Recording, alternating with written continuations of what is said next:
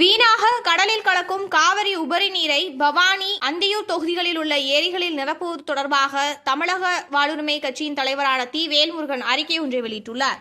அதில் பவானி தொகுதியின் ஒரு பகுதி மக்களுக்கு விவசாயம் செய்வதற்கு நீர் கிடைக்கவில்லை. 2 நாட்களுக்கு முன்பாக தங்களை சந்தித்து அந்த விவசாய மக்களின் சார்பாக தங்கள் இல்லத்தில் கடிதம் கொடுத்திருக்கிறேன். ஒரு கவன ஈர்ப்பு தீர்மானத்தையும் நேற்று தினம் அளித்திருக்கிறேன்.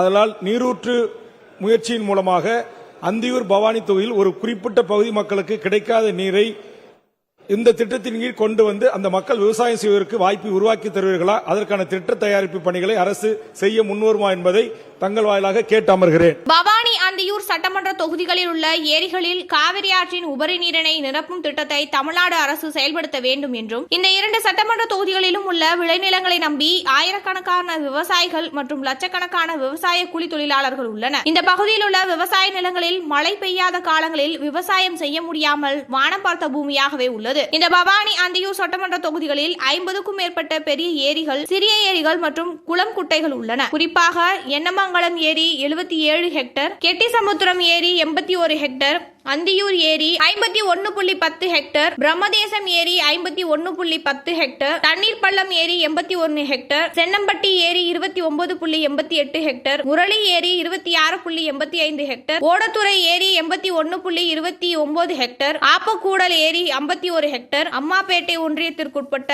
தாமரை ஏரி, முகாசிபுதூர் ஏரி, காரப்பட்டி ஏரி, பூனாச்சி ஏரி, பட்டலூர் ஏரி, ஒட்டப்பாளையம் ஏரி, விளாமரத்து காட்டூர் ஏரி, பச்சப்பாளி ஏரி, சீலம்பட்டி ஏரி ஆகிய ஏரிகளில் பல 100 ஏக்கர் பரப்பளவில் உள்ளன. இந்த ஏரிகளில் மழை பெய்யும் காலங்களில் அவ்வப்போது கால்வாசி தண்ணீர் தேங்கி நிற்கும்.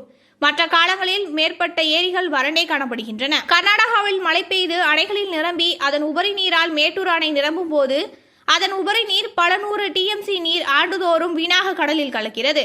எனவே பவானி, அந்தியூர் ஆகிய 2 சட்டமன்ற தொகுதிகளில் மக்கள் நலன் கருதி காவிரி ஆற்றின் உபரி நீரை நீரேற்று திட்டத்தின் மூலம் அத்தொகுதியில் உற்ற ஏரிகள் மற்றும் குளங்களில் நிரப்பும் திட்டத்தை அறிவித்து அதற்கு போதுமான நிதி ஒதுக்கி நடைமுறைப்படுத்த தமிழ்நாடு அரசு நடவடிக்கை எடுக்க வேண்டும். இந்த திட்டமானது கோனேரிப்பட்டி கதவணை மின் உற்பத்தி நீர்த்தேக்க பகுதி, நெருஞ்சப்பேட்டை கதவணை மின் உற்பத்தி நீர்த்தேக்க பகுதி, ஊராட்சிக்கோட்டை கதவணை மின் உற்பத்தி நீர்த்தேக்க பகுதி ஆகிய பகுதிகளில் நிறைவேற்றலாம். இதன் மூலம் பவானி, அந்தியூர் தொகுதிகளில் பல்லாயிரக்கணக்கான ஏக்கர் விளைநிலங்கள் செழிப்படையும். ஆயிரக்கணக்கான விவசாயிகள் மற்றும் லட்சக்கணக்கான விவசாய கூலி தொழிலாளர்கள் பயன்பெறுவார்கள். வேளாண் மற்றும் செல்வம் நிலை உயரும். 2 தொகுதிகளிலும் உள்ள குடிநீர் பிரச்சனைகள் தீரும். கிணறு மற்றும் ஆழ்துளை கிணறுகளின் நீர்மட்டம் உயரும்.